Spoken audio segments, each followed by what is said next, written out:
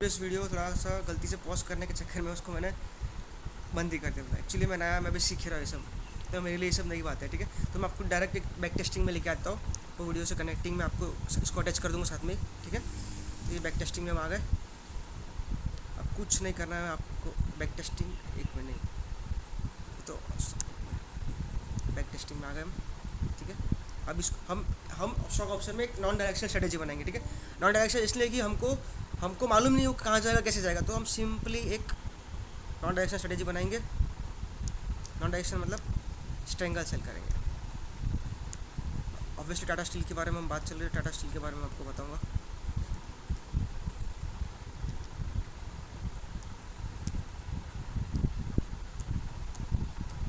हम normally 15 delta cell करेंगे।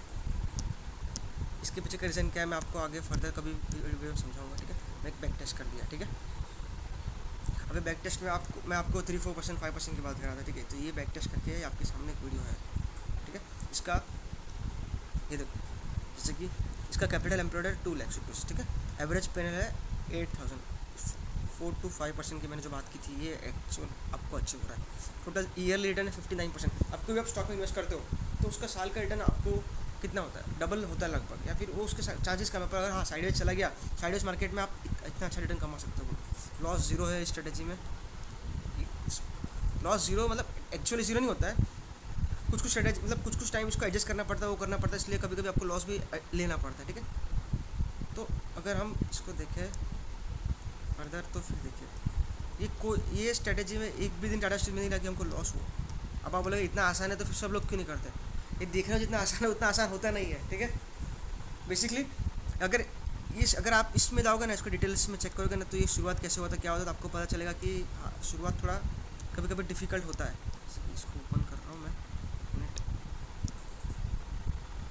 इसका P&L चार्ट देखो।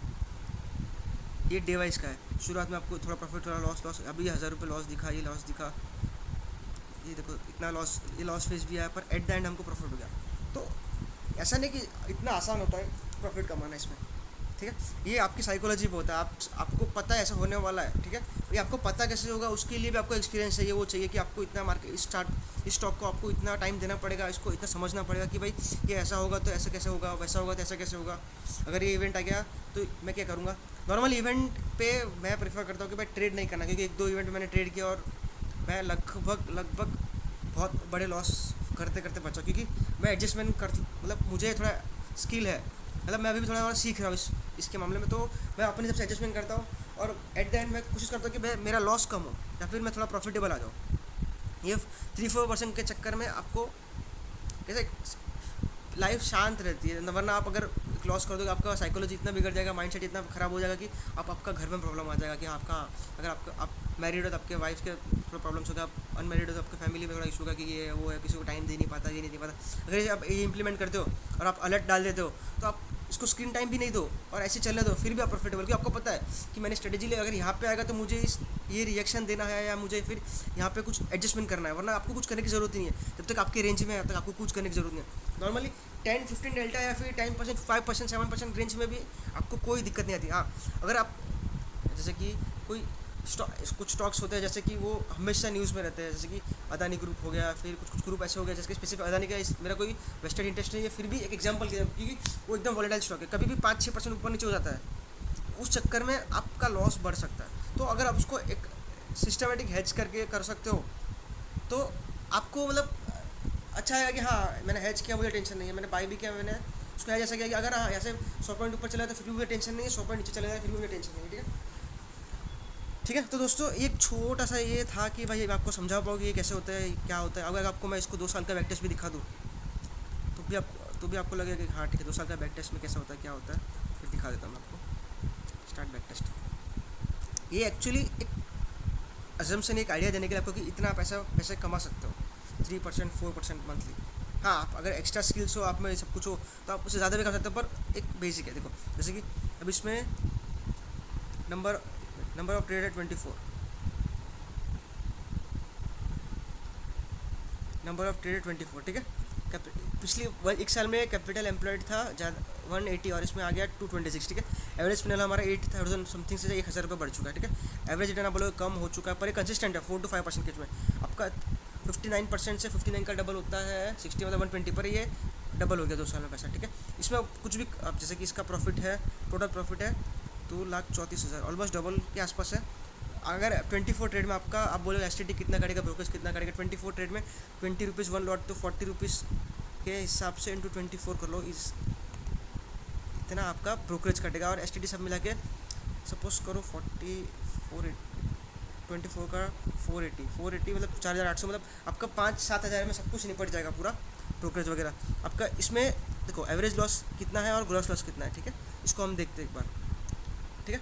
एक बार मैं आपको नीचे गो थ्रू कराता हूँ। जैसे कि ये बोलोगे आपकी 1800 कैसा हो गया, जस्ट सेकेंड,